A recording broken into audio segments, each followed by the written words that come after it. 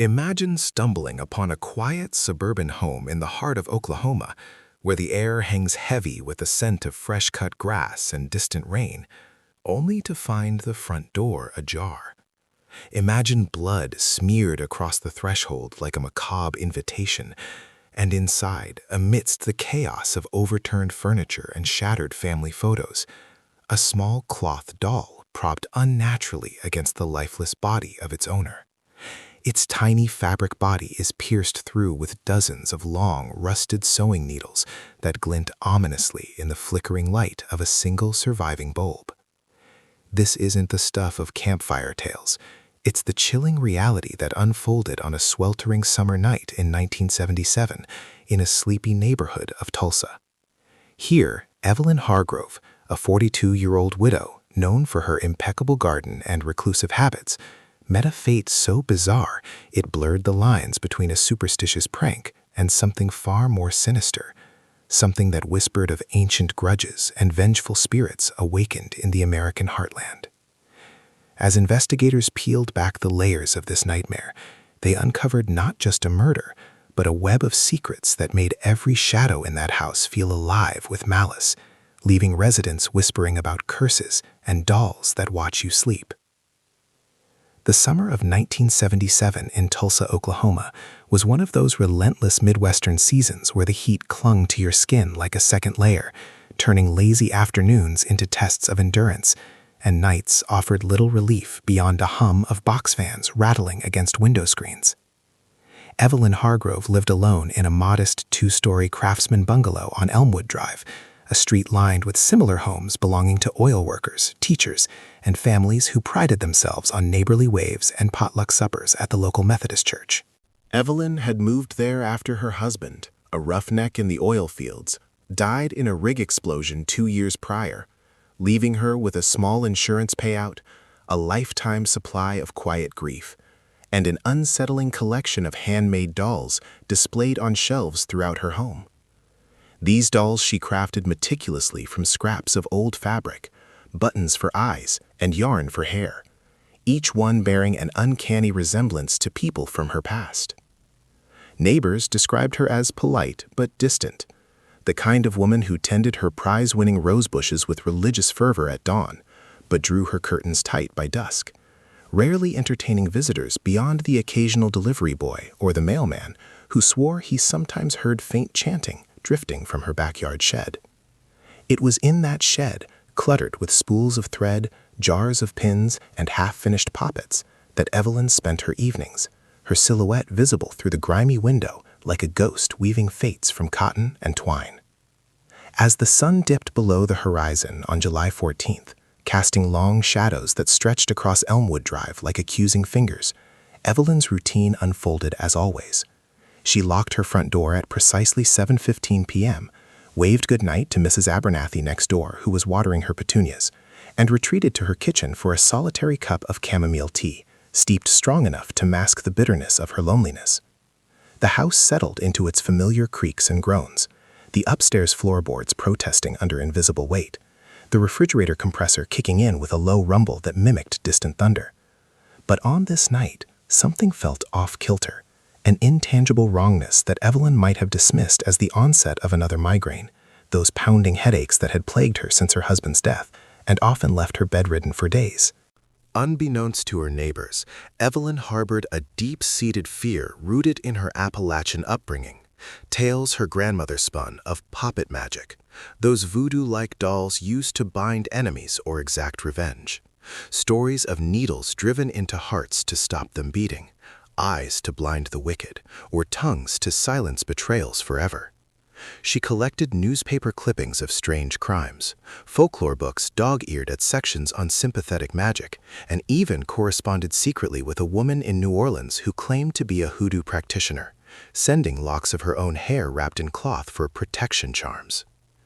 Little did Evelyn know, her own creations, born of idle hands and festering resentments towards a neighbor who'd accused her of stealing garden tools, or a cousin back east who'd contested her husband's will, were about to turn against her in the most horrifying way imaginable.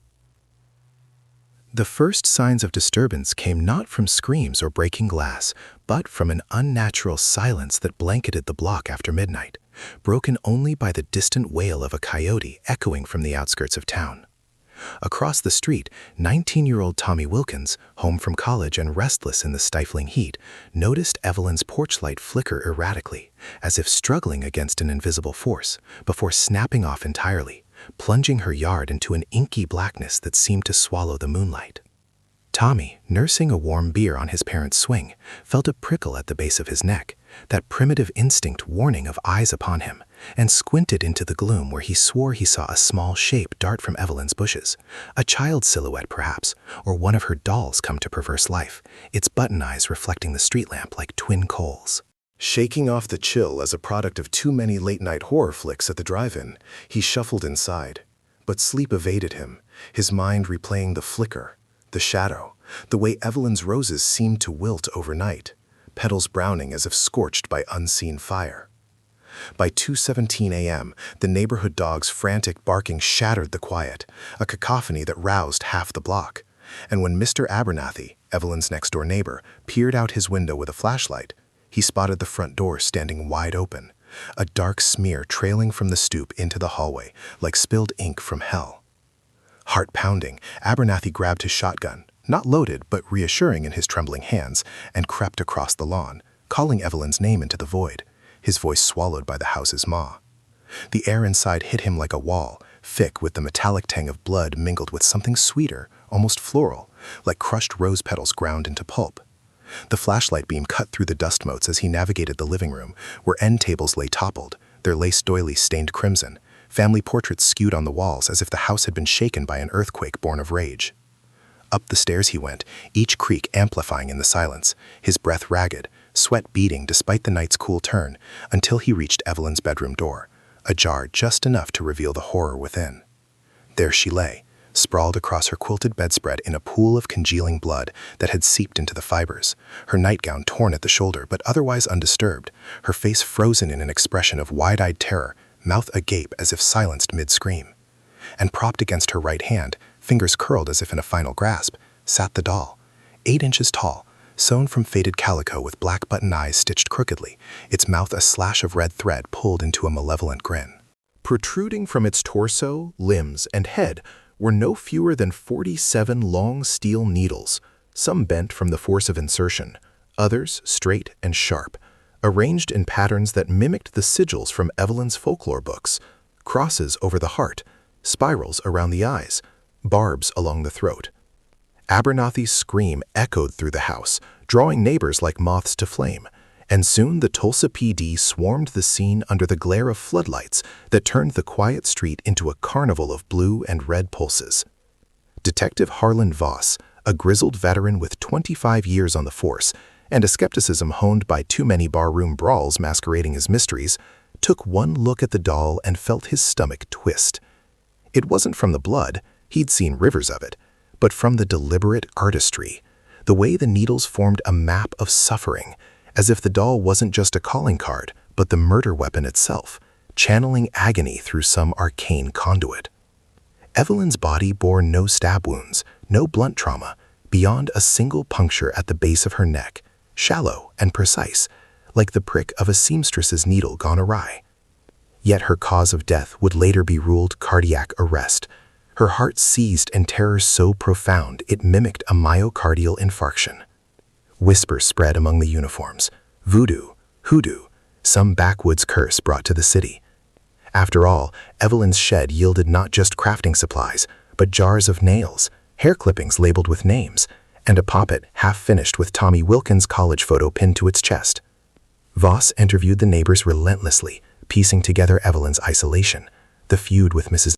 Abernathy over a shared fence line, where roses encroached like invaders. The anonymous letters he'd received accusing her of poisoning the community well, baseless, but they fueled her paranoia. And the strange woman seen lurking near her mailbox weeks prior, described as gaunt with needle-like fingers, peddling protection dolls door to door. As dawn broke, painting the crime scene in hues of bruised purple and gold, the doll became an obsession, photographed from every angle. Its fabric fibers were tested, revealing traces of Evelyn's blood mingled with unknown epithelials that matched no one in the neighborhood. Forensic teams combed the house, finding Evelyn's collection disturbed, several dolls missing, their shelves bare like gaps in a jack-o'-lantern's grin. And in the backyard shed, a pentagram of salt hastily scattered, as if she'd warded off an intruder mid-ritual.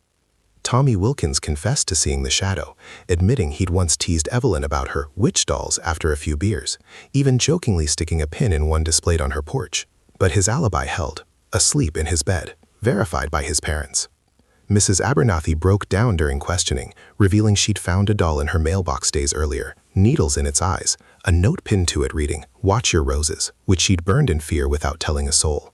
The psychological descent deepened as Voss pored over Evelyn's journals, pages filled with ravings about the needler coming for her, dreams of fabric limbs crawling under her bed, stitching her mouth shut while she slept, her heartbeat sinking to the rhythm of phantom sewing machines whirring in the walls.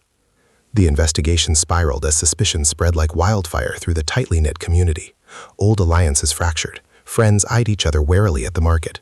Once busy cafes emptied out as conversations turned to hushed speculation.